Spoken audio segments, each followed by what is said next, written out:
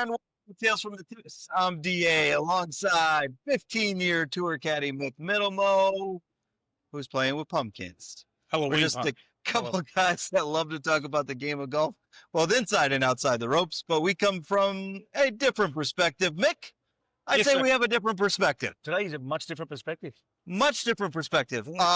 Would you care to share with our audience where we are at? We are at my second favorite bar in the world. Your second favorite? Guston's in Woodstock. Guston's Grill in Woodstock. Not Guston's in Ackworth, where I live. This is Guston's in Woodstock, which is an amazing bar, probably 3 times the size of the one in Ackworth, but I love this place. Yeah, a special thanks to Donnie and the entire crew here at Guston's. They had us out for their golf outing this past week. We will touch on that. I'm not sure I remember that. Do you remember anything from it? Yeah, we finished 4th. We finished 4th. We're going to talk about that part. We had the DP World Tour in India last week. You mentioned at the end of last week's podcast that, well, you caddied at the Delhi Golf Club. I have been to the Delhi Golf Club there in India, one of the most exclusive places you could ever go to. And you even said that you caddied for Daniel Chopra there. I did caddy for Daniel Chopra there. Indian Open, I think it was. I can't remember what year it was. Very, very exclusive golf club. The waiting list to be a member there is now at 50 years. 50 years? 50. That's how long I've been on Earth. 50 years. So basically, when you have a son that's born in India and you're a member of Delhi, you put their name down there, and when he turns 50, he's a chance to become a member. There's 4,000 members there. And they also get charged by the Indian government. Every member gets charged $250,000 US a year to be a member of. Get out of here. Wow. It is a rather exclusive, expensive club to go to. Funny story about that. I was there at one time having a cocktail upstairs. And I'm not going to say who I was trading for, but I think we might know. We didn't have the right dress code on. We didn't have a jacket and the tie on, so we were asked to leave. You got yourself into trouble. We were asked to leave. Yeah, so got it. Didn't go down well with the person I was with. Well, he was rather upset about that. We'll talk about the golf course because you mentioned that you got some things to discuss about that. The guys are headed to South Korea. The DP Tour's headed to South Korea for the Genesis Championship. Right now we're recording, Nick, on a Thursday. Oh no, late. We're late this week. Late this week. Yeah, well, we've got other things going on this week. MK Kim and Hong Tong Lee lead at 6 under after day one. The PGA boys are back at us. They are at the Utah Bank of Utah Championship at the Black Desert Resort. Never been there. Been to Utah.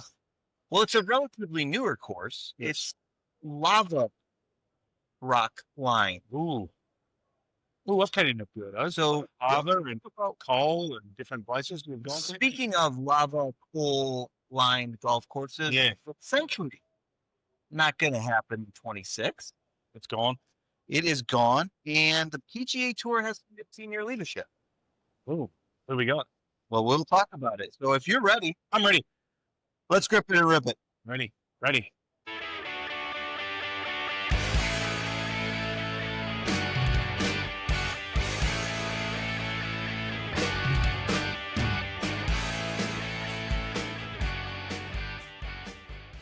Sorry for wearing a Cubs hoodie during. It is baseball season still. It's still baseball season. We've got Dodgers Seattle. No, Dodgers Toronto. Sorry, my bad. Dodgers Toronto. This is how much I paid attention after the Tigers got knocked out. I actually had a Blue Jays jersey on earlier in the day, but I took it off. You took it off for your Cubs hoodie. It was a little chilly in here. It's a little chilly in the ball. I didn't have a pastel color like yours to wear. Well, I felt like my Peter Millar. I feel like I had to channel my inner Gary Williams. Is that Peter Millar? Yeah, it's Peter Millar. That's cool. Hey, we go high end. I'm not bougie enough to wear that. I'm bougie. We've got my straight down, shirt on. I got my Peter Millar quarter zip. I got my rollback cap on. You look like Jim Harbaugh. I look like Jim Harbaugh with the khakis. with the khakis. Well, I was still khaki. Sorry.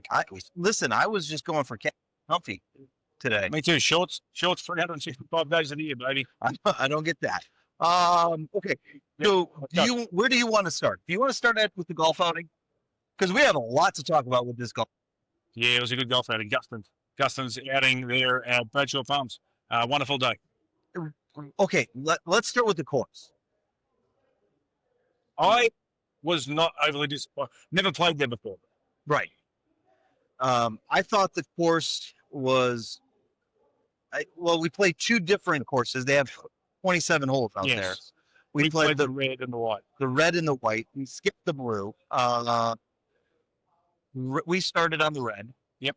It was a rough start. Made pars up the first two holes. Yes, we did. And we got it going. And then we turned it on. Yeah. Especially your partner. Yeah, my partner can play golf.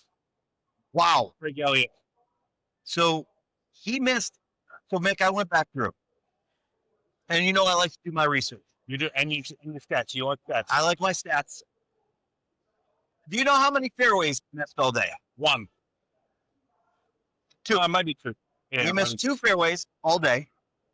One on the first hole when we hadn't had any really warm up. And when I talk about warm up for Greg, it is warm up with the number of cocktails that he is. Yes. A couple of transfusions. We did a couple of shots of straight vodka. You did. Good idea at 9 o'clock in the morning. Fantastic idea. Yeah. It was a little chilly, so warmed us up. It was good. It was. And then, do you know how many greens he missed? Oh, I don't know about that. No, I don't know. 3. Don't tell him that. Do I have to tell him that? Yes. And I proceeded to tell you that I am now not afraid, but Chris and I are going to have to bring our A+. You think? If I'm going to beat you guys, if you're playing the way you two play. Yeah, I actually thought I played pretty well. I didn't hit many drives because I was worried about my knee. My knee is in tip-top shape right now. Best it's felt in months. No, it really is. No knee brace on today. It's the best it's felt in months. I hit my irons really well. Very happy with my irons and the chipped them. Yeah. So you guys won't beat us. We know. You struck the ball very well. You had some very good putts.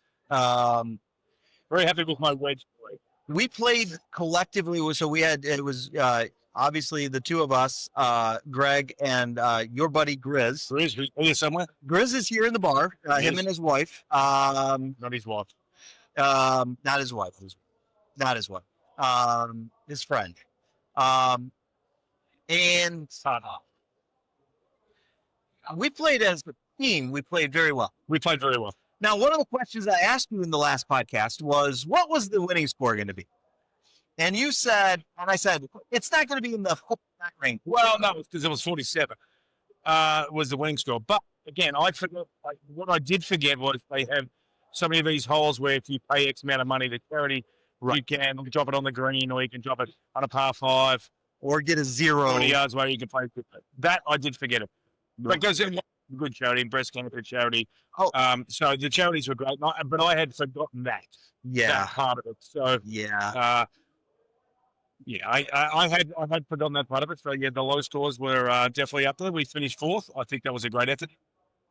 We didn't probably capitalize on some of the opportunities we had, but yeah, it was good. It was a wonderful day, and if you ever get a chance to play on the Guston's Golf Day, be prepared to drink some alcohol. A lot of alcohol. Nearly every hole had a stop of some description on it. Yes. We met a lot of nice folks from all sorts of. It was so diplomatic. That was amazing. Thank you. From all sorts of different agencies and distributors and brands. Okay, let me translate. From a single man, there was a lot of very good-looking women there who were handing out drinks and getting money for charity, and they did a wonderful job. Yes. Wonderful job. And some of them weren't wearing a lot of clothes. No, some of them were not, but it was a wonderful day. But they were very outstanding on it's one of the better golf days of the year if you ever get a chance to play in it. Great cause, great charities, and Donnie does a great job setting it up, getting the vendors out there. The course itself, I've never played there before. And I thought about this the other day. I may start going with like the old Dave Courtney, how he gives clunkers Oh, yeah. mention on golf courses. Yeah, you're going to do a rating. A rating on a golf course. Now, and Okay. obviously there's different things I would go into rating on a golf course. Condition of the greens is, to me, imperative. Yes. The greens were not bad at all. For a course, you said, I think it's semi-private. Semi-private, yeah. Semi-private gets a lot of play. Obviously, gets a lot of play. Very decent greens for a course. It gets a lot of play. Obviously, when you're playing a scramble, you don't hit out of. I don't think anyone's ever had a hit out of a bunker in a scramble in their lives. If they are, they're very honest. Fairways, layout, he didn't mind at all. I actually, would I go back and play again? I probably would go back and play. Okay. If I was going to give it a rating out of 10, and again, this is going to be the first golf course I've ever rated on our podcast out of 10. Yep. So I made the rater of the golf course. I'd probably say 6.8. 6.8. Now, you did leave out one criteria. Yep. Where this whole finishes and relative complexity to the clubhouse. You're not really well. When you have 3 9s, that's going to be difficult. Yep. I'm not even really sure that the OD will finish was, but Well, the red one finished overlooking the back of the clubhouse. yeah, right. Point. Yeah. So that was good. Yeah. So well, I'm say that one. Yeah, it did prove and very good. Yeah, that's right. That little fault that we birdied that one. It was a little lovely shot. Yeah. I think That's the one I drove it into the creek. yeah, Yeah, I hit it too far. Yeah, too far. That was good. Yes, but yeah, I would say 6.5, which I think is a fairly good rating. Okay. Well above it. Okay. So let's. Playing one of these rating courses now. I'm going to rate it. Okay. 6.5. We will put up a rating on the lower third somewhere down here, and we'll take care of it that way. So I threw him at third hole. He didn't know. Yeah, I didn't know I had what work. He didn't know I was going to do I like that. He didn't know I was going to do that. Okay. Tommy wins again. Tommy's on a streak. Can you say Tommy's on a heater? Tommy's on a streak. Tommy has absolutely got the monkey off his back, playing great golf. And when we start picking major minutes, I may have him in there with one. Wow. Okay. 2 out of the last 3 tournaments he's teed it up in, plus that little Ryder Cup thing. I would say Tommy Fleetwood's playing some really good golf right now. So He's on an absolute bender right now. He's killing it. Playing amazing golf.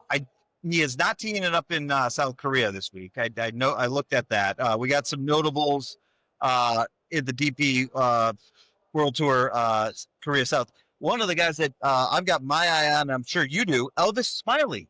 There you go. The young Australian. Yes. Very, very good player. Daniel Hillier. Yes. And some guy named Adam Scott is teeing it up out there. He's getting ready for the champion tour. Sun Jae-im. Yes, another one. Very good. Hideki. Good caddy. Hideki. So a lot. Yeah. I've never caddied in South Korea. In fact, I've only been through the airport like 3 times on the way back to Atlanta. Are you going to reach out to Wilcox and see how it went with him and Sun Jae? I will. Okay. 100%. Back to India before we move on to the boys at the Black Desert. Tell us about the India Golf Club, or the Delhi Golf Club, because it's not a very long golf course. From what I remember, it's about 6.5. That might even only be 6,600 yards, 6,700 yards. Very tight, very narrow. Always in pristine condition. It's always in great condition. That was the first time I ever went to India. And it was very much an eye-opening experience to go there. Very much an eye-opening experience to go there. I thought the golf course was great. It was a good tournament. I gave it to Daniel there, who funny enough, he was the one that got sick that week. He ate some food that he shouldn't have, I guess. Oh, no. And I didn't get sick, which was amazing. But I also had dinner at probably the most amazing restaurant I've ever had, a place called Bakara. It was in the Sheraton Hotel in downtown New Delhi. Probably the best food I've ever eaten in my life. What did you have? We had seafood to start with, believe it or not. We had lamb, which would cook for 24 hours, fall off the bone, amazing. Just the food was it was fun. I think we ate there 3 times. We ate there 3 nights. We were very lucky, obviously, being with Daniel and his family, and we didn't have to wait. Yeah. We had kind of a VIP treatment to go in there, and I don't know how much it cost because his uncle paid for everything. Okay. So yeah, it was a wonderful experience. But the thing about that golf course, it's in an amazing part of Delhi, and then unfortunately, when you drive a mile in another different direction, you get to see what India sometimes can be with the poverty and stuff like that. Very, very, very interesting place to go and look at. For sure. So, from a course layout standpoint, you said it was short. Yep. What were some of the? Do you remember some of the intricacies? Do you remember any of the holes that were like? What are the? I heard it was tight. It's very tight. It's a very, very tight golf course. Drive it straight. So it's not long. It's not a lot of drivers. You can position it off the tee. You can score well there because I think 22 under won it. You can score well there, but very, very impressive golf course. But yeah, like I said, very, very exclusive. Very hoity-toity, I might say. Well, look at you with your part of that. Very up and up, like kind of me with my Peter Millar on. But yes, the fact that Peter Millar, come sweatshirt. Yes, see where sweatshirt, this is going. hoodie. Yeah, hoodie, shorts. Got it. Second-hand shorts. We didn't plan that. No, I didn't. No, okay. No, I didn't plan. So, they made a lot to do that. Rory didn't even put a driver in his bag with how tight it was. Yeah. But the green complexes were pretty large, is what they were saying. Yeah, I wouldn't say they're large. Fair. I'd say they're fair, mid-sized greens. Okay. I think they're fair, but off the tee. I mean, because if you hit in the rough there, if you hit in the jungle there, it's jungle. It's jungle. It's jungle. And I do. I'm going to have to go back and double check. And if someone's to point it out, I think it might only be 6,400 yards, more than 6,600 yards max. I think. Okay. It's not a long golf course, but yeah, you got to hit it straight. And obviously, Tommy Fleetwood's hitting it very straight. He's hitting it very straight, and he's putting it very well. Yes. Good combination last That's a really good last. Yeah, good combination last week. That was the one thing. We could have used a few more putts on Monday. But we could have. Yeah. I think of a couple where we gave away a few. In the early part of the week. Yeah. Okay. But we were starting that day too, so that's a good point. Bank of Utah Championship. Now, this is being held at the Black Desert Resort. A relatively newer course. They made a lot to do of this course last year. This is one of the quote unquote ergonomically friendly golf courses, as they have all robotic fairway mower. Robotic what? Fairway mower. Oh. Did you know this? No, I did not. So the superintendent literally can control the fairway mowers from his phone. Yeah, not a fan. It takes away a few jobs. Yeah, not a fan. And ergonomic. Is that anyway. Go on. All of the fairways are striped north to south. So it doesn't matter which hole you're on, the fairway will be lined north to south. So you may have some straight up, you may have some a little cockeyed this way, a little this way. You never know what you're going to get. Now that would help though, as a caddy, right? Knowing what direction north is. Well, you're allowed to carry compasses these days, so it doesn't matter. So yes, you're allowed. You can have a compass around your neck. That's where it is. Yes, especially when it comes to wind conditions, and especially in a place like Utah, wind can swirl a little bit around the mountains and things like that. Some of those golf courses can be a little difficult when it comes to wind. Yes. So one of the things that they've, obviously it's surrounded by a lava rock. It was formed out of lava. Going back to your day, since you haven't been at this course, because obviously it's relatively new, what was some of the challenges that you faced when you were in Hawaii with all the courses that were lava rocks, surrounded when you were out there? No difference. It's just another part of the rock. Can you hit out of it? If you have a decent lie, yeah. I mean, if you're in between some rocks, I'm thinking that's going to ruin the club. Yeah, but they don't pay for them, so they're okay. They can get another one. Now, if it was me hitting out, the boys would be like, "Hey, just move it to the side." You'd be there. It's like hitting out of the desert. It's like playing out of the desert, like in Phoenix. If you hit it in the desert, you can hit out of the desert. It's going to leave some scratches on the club, but then you go get your lies checked. Which is real. This is another thing. It's like after a certain while, your lies will change. Like if you hit out of the rough a lot, you hit out of the rocks a lot, get them checked.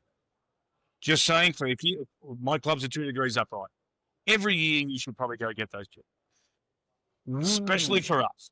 We may be hitting out the rough a lot, might be hitting into the hard pan, stuff like that. It will eventually change the lie of the club or the angle of the club just a little bit. That's why we like to get them checked every time you go there and, hey, go to the vans there and say, hey, can you just check these, make sure they're good? This is where they're supposed to be. Now, if you're a TaylorMade player, TaylorMade would have those numbers for you. They would know, yes, Greg Owen, your wedges are supposed to be this, your irons are supposed to be this. Oh, this one's a half degree off right now, so let's bend it back to what it is. Makes a big difference, especially as a pro. Also can make a big difference here as well, so get them checked. Well, that goes back to what we've always talked about is if you're going to get a new set of clubs or you're looking to improve your bag, go see a professional and get fitted. Correct. So basically what you're saying is do a wellness check on your club. Do a wellness check on the club. 100%. Like the rough, like the lava rocks and things like that. I've been to Mexico, that first tournament down there at, can't remember the name of the course, man. Mayakoba, which is the 10th hole, was the first time. They have a huge cave in the middle of the fairway, so where you could actually, it was in driver distance where you could actually in a cave go down. You could actually, the ball would nearly go into a cave. If you didn't drive it left or right of that cave, you could be right there in that cave. So basically, you're hitting backwards out. 100%. Oh boy. A lot of times they would move the tee forward a little bit to challenge you to take it up, and most players could. But yeah, it was that was interesting as well. I played some interesting courses where there's rock, lava. There was a peak dye course up in Bridgeport, West Virginia. The peak dye course, I think it's called, where it's in an old coal mine. Ooh. And so there's coal around, and you would come off some green, walk through an old mine shaft to get to the next tee. Very, very, very impressive. Oh, that's kind of cool. Yeah, kind of cool. Interesting. Some big names teeing it up there. Jason Day, for Heath, Max Homa, Alex Noren. Sahith finally healthy. Well, that's what they're saying. He's back to health. Let's hope so. Who do you like out at the Bank of Utah Championship this week? I would like to say Jason Day, obviously, because I know him, and he was actually hitting it okay towards the end of last year. Yeah. Obviously, this is going to be his first event back. He could kick the rust off. It's really, really hard to pick these points when you're kicking the rust off. And some guys are just trying to get the year off to a bit fast. Some guys are like, okay, I really, really need to play well. But yeah, I would probably go with the Jason Days. Well, I mean, you really look at it. I mean, they haven't had a lot of tournaments since the end of the regular season. No, they have not. They've had 3. Yeah, this is the third one. I mean, it's like, and it's week, play a week, off 2 weeks, play a week, off a week, play a week. Yeah, and I like to think guys like Jason Day, who has one of the most amazing setups at his house where he can practice and do his thing. Is like he's not going to be nervous going, oh, I'll tee it up. And, this is my first event back after how long? I don't believe they should have to blow the rust off very much. You're playing golf every day at home. You're still playing golf, pushing golf, but you're still playing. You're still practicing, doing the right things and stuff. And you've played enough tournament golf. I mean, he's a major winner. You played enough tournament golf where you shouldn't be nervous, and the rust should be pretty much kicked off this little play. Yep. I'm gonna keep riding Max Homa. Max Homa. I was gonna say we'll be riding Max. He's gonna be hitting on the right. He is. Everything that I've seen is that he's heading in the right direction. I'm hoping for a good 2026 from him. It's just one of those things where we'll see over the next couple of weeks. And I'm looking forward to seeing some of the younger guys that are coming off of the Corn Ferry. Twin Peaks is the best in the game. Here, your favorite drafts are poured at a frosty 29 degrees, and rare barrel-aged whiskeys are served just the way you want them. It's bigger game days and bolder fight nights. I mean, where else can you find a scratch kitchen that always comes in clutch every day from lunch to late night? Only at Twin Peaks, the #1 sports bar. Twin Peaks Scratch Kitchen scores every time. Dig into hand-smashed burgers, chef-inspired flatbreads, and more at your local lodge. Okay, so the Century. Here we go. Oh, we've got fans in the background. Thanks, buddy. Sounds like a. We got fans in the back. I'm good. Sounds like a guy we may know. The Century. Yes. gets canceled due to the drought in Hawaii. Have you seen photos of this? No, I have not.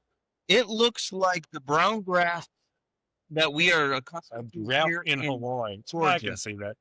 And so here is a statement from Stephanie Smith, Chief Marketing and Brand Officer for the Century.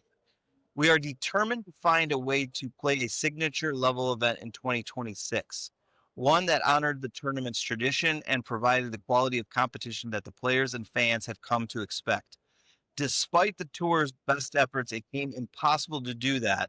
The Century is committed to our long-term relationship with the tour, which runs through 2035. The Century's place as a prominent event, while not in 2026, as it turns out, as we would like, we're optimistic about the future. He's sad to see that the opening event of the season is already canceled due to the drought. Is it one of them, or they also play events?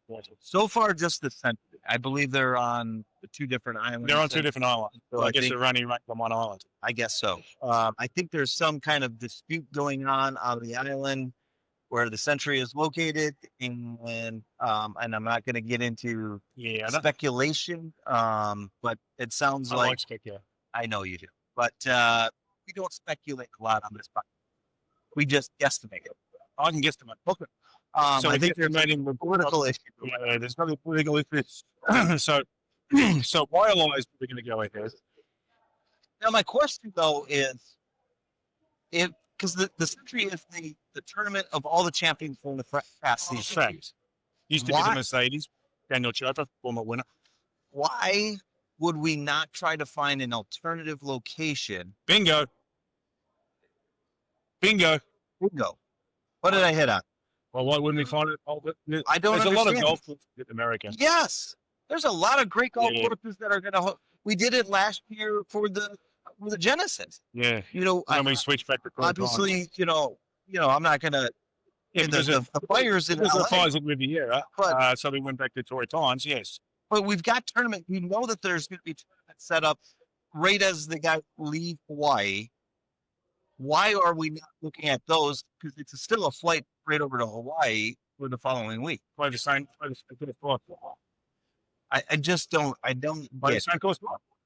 play the same course twice. I mean, you got different players. Yeah. What does it matter? One's a signature event. One is not. What does it matter?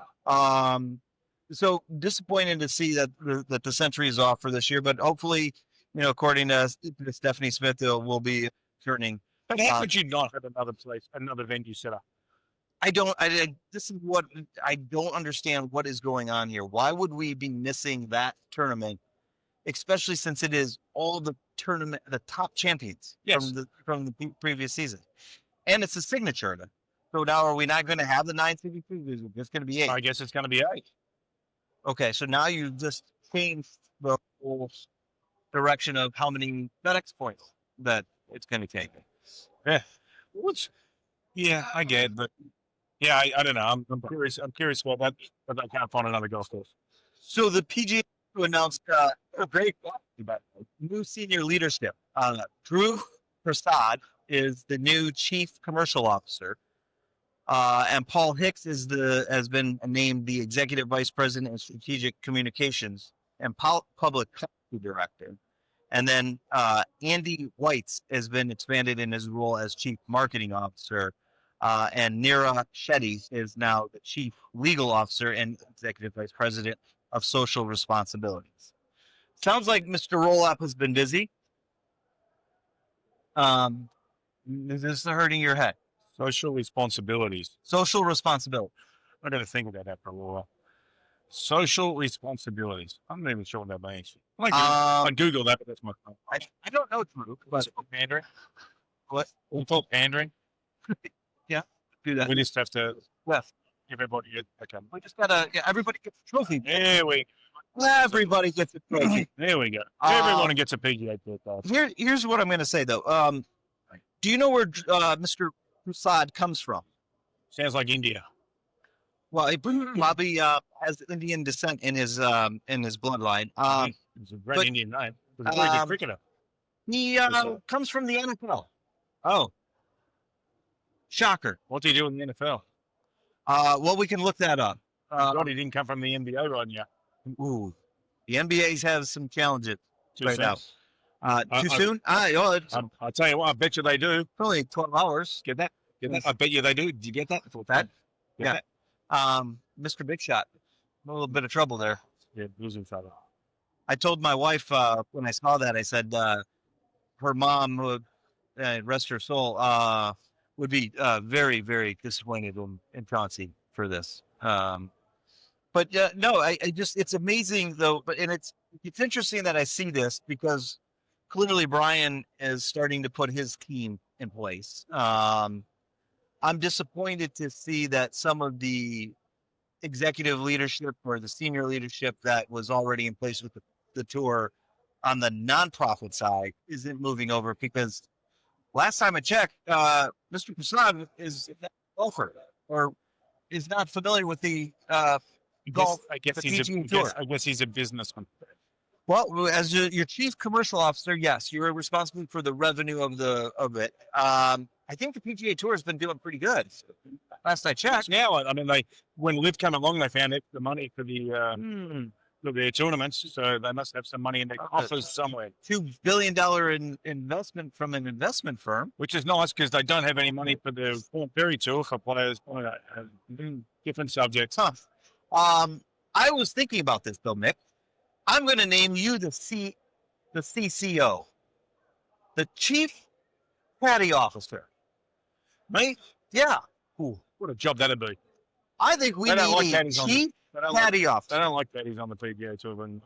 But that's They do now. exactly. They do now. I think they do now. But that's my point. Is we need somebody to represent the caddies. Do you think a caddy will ever be in the Golf Hall of Fame? Ooh. I think we should drop a poll on that.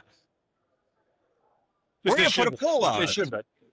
I do agree. Who would you put in first? Fluff. Mike Cowan. Yep. It's not a bad one. Mike Cowan. There's another name I will come up with next week. And You'll have no, another one? it's not Steve Williams. May get in there. You think he'll get in? He'll get in. Okay. Just ask him. He'll tell you. And There's that. I mean, he'd vote for himself. Put it that way. so yeah. So who's voting on this? I don't know. I don't know who does the voting for the Hall of Fame on the PGA. Well, I would hope it's players. I would think players, yeah. I would think if you dedicated your life for doing something like that, and then, you know, you've been part of people's careers for such a long time and things like that, then I think that's deserved. I mean, you know, I did it for 15 years. There's guys have been doing it for 50 years. I was going to say. Carl, who caddied for Ben Crenshaw when he won his two, he won his two Masters. Okay. He was a member of caddy at Augusta for 1,000 years, you know, pretty much. He'd be well and truly up there. There's people that, you know, there's caddies who have done this. There's lifelong caddies who have been around, have been very good at what they've done, and that's part of golf. This is the Golf Hall of Fame. This isn't just say players, because there's riders, there's coaches, there's broadcasters, there's riders. The fact that there's no caddies in there is kind of disappointing. Would you put Bones? Yes. Okay. Is he going in as a caddy or a broadcaster? Well, hopefully it's a caddy, because I'm not a big fan of broadcasting. All right. Well, do you have anything else for us? No, I've dropped a few curveballs out there. You have done a great job today. You are on it.